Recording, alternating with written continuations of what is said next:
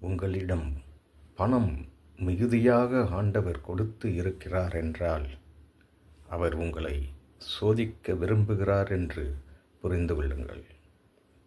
பணம் மிகுதியாக வருவதால் நீங்கள் ஆசீர்வதிக்கப்பட்டதாக கருதுவது என்பது பெரிய முட்டாள்தனம்.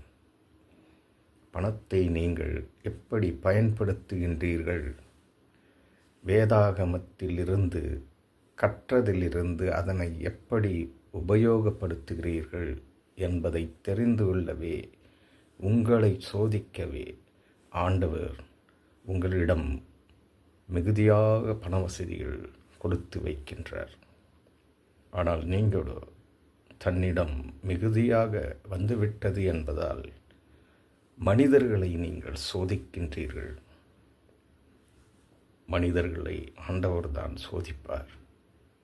உங்களிடம் மிகுதியாக பணம் வந்திருக்கிறது என்றால் ஆண்டவரை உங்களை சோதிக்க விரும்புகின்றார். அந்த சோதனையில் வெற்றி பெறுங்கள்.